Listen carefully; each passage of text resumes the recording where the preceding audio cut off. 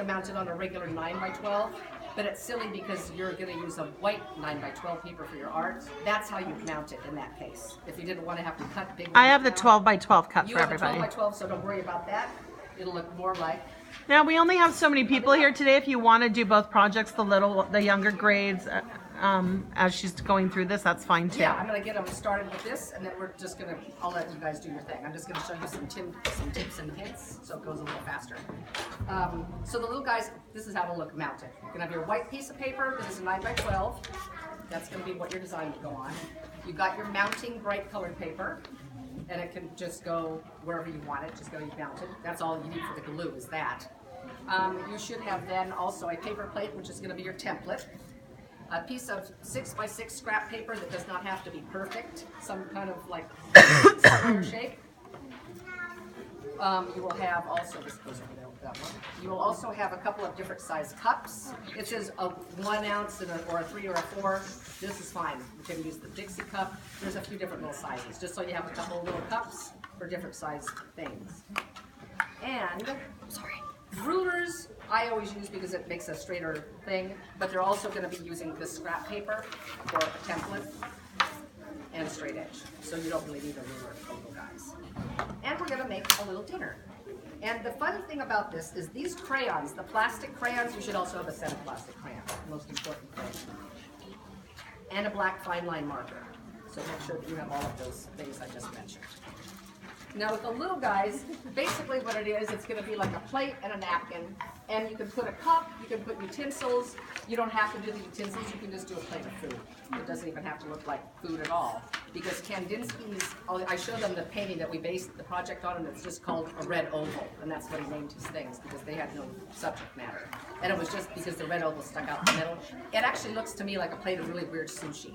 You can use chopsticks, little thin triangles.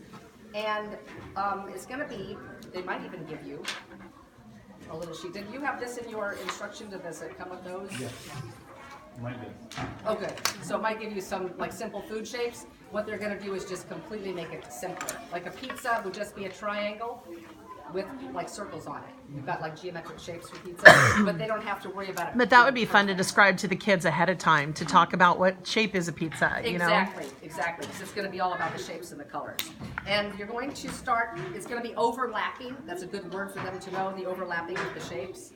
As you can see, this napkin overlaps the plate. Not in real life it wouldn't, but that's because it's abstract. So this is some examples. And this is kind of a fun way of coloring it. You can show them the way of doing that with the plastic crayons. They will make a third color when you overlap, like this red and blue. You're going to have them color the entire shape with one color lightly. Have them color lightly at first, and then they can go around the edges and make it darker if they want to. Then when they color, like if I color my circle, all whatever color I'm going to color it, red or something, then I do a blue napkin, it's going to come out with a purple in the overlap area. So it makes it kind of cool and interesting looking. Now to make really simple little utensils, this is like ideas. You're going to use your little cups to trace around to make a spoon, add a little end on it like a triangle. This is a really easy way to do it. The little fork, same thing, halfway around the cup, and they can use the bottom of it or they can use the top. And if it's, they get kind of carried away with like erasing with the pencils. I would say most of them they just say just have them do it with a black pen, because they can do the black pen. Then they're going to go around it with the crayon anyways, so it's going to be fine. Start it off wherever they want their plate. They're going to lay down their plate onto their paper, and they're just going to trace around it. So once they've got their plate, it could be off to the side, it could be in the center. Kids usually like to have it in the center. So I'm just going to trace around my plate with the black and make a circle. I'm going to add a napkin. You can fold this little napkin shape into a triangle, like this one I think I did. Yeah, there's another one that I've got already outlined so you can kind of see. So the shapes will overlap each other. They're not all spread out, so kind of keep talking about the overlapping, and I'll do that today too.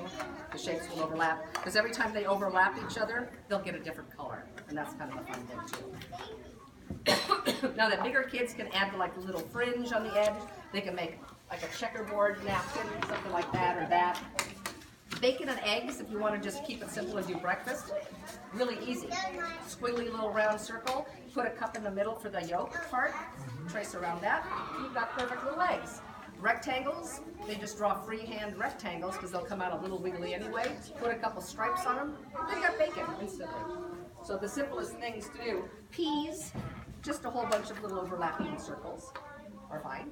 And peas are not perfect, they're organic, so it doesn't have to be absolutely geometric. A little drumstick is a fun idea. Or just a slice of pizza, pepperoni pizza. Everybody loves to eat that. Triangle, circles on it. That's all you have to do.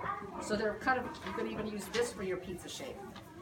Just trace around that, you got it. And question, are we sticking to one theme like a breakfast or dinner? Or It's up to you. It's up to you. Whatever they want to do, just, I would say, after they've got their supplies, have a little discussion with them about what kind of foods, and then like maybe have a couple of examples on the board. You could do like an example of how to make it look simple, like pizza. Say they love a slice of pizza. Well, what shape is a slice of pizza? And then just talk about the shape that it is. You might just do on the board like a little simple pizza picture with little circles for pepperoni. Maybe they like onions or something, or maybe they like peppers. You can do little squiggly rectangle lines for other toppings or whatever you want to put on there. Little triangles for pineapple, whatever they like to have on their pizza. And they're just going to use the scrap paper as a template for the straight edge, but none of it has to be absolutely perfect unless they're going for the geometric shapes. Like the upper grades have to be a little bit more precise. But this one has no food, doesn't need to have food, it could be before the food. If you've got kindergartners, you don't want to have to mess with a bunch of different little squiggly food looking things. Just have them do a plate, keep it simple. A plate, a napkin, a cup. And the cup, basically, like this one, you could add a little handle, make it a coffee cup. Or you can make like a little juice glass, a little circle inside of a big one. A cute way of doing it also is with a little straw. And I just used a straight edge, I used the corner of the paper actually. Placed it on there and just traced around it to make a little straw shape. I don't know if you can see my pencil line. There's just circles to make it look like a glass with a straw sticking in it. And so you can make that like a glass of milk. You can color it whatever color you want. And if it's got those, like an ear of corn is really easy too because it's just a big oval, drawing lines and crisscrossing. So it's like a little checkerboard thing for corn. So that's good corn on the cob. A hot dog is super easy. Just like simplified, super simple shapes, and then the coloring would probably take up the most time. So just have like a little discussion, have them pick a few kids to say what their favorite food is, or what would be a good dinner with peas and rice, or peas and carrots, or peas and like a steak, maybe breakfast, maybe lunch is gonna be some cheese and fruit, or a hamburger, and kind of keep it simpler to say whatever shapes of food that they can make look the easiest is probably the best way to do it. Cherries are really simple to do. A little slice of Swiss cheese with the holes in it. French fries, they could do like a little rectangle with little ones sticking out the top. And you could even do as simple as just little hashtag, like little crisscross lines. Let me get a piece of scrap paper. And it could be rice. Just like a whole bunch of little zigzaggy lines just going everywhere. And it can be rice. You can do like a little rice and put little long thin triangles for chopsticks. They can do a little sushi. They can do a little fish shape and a little sushi for fish, or little spirals for California rolls. So there's all kinds of fun little food things. Hot dog is like a long oval with two little like rectangles on either side for the bun. Just simplify it. They'll know exactly what they're doing. Be amazed, and the kids would be. I mean, they can do food amazingly well.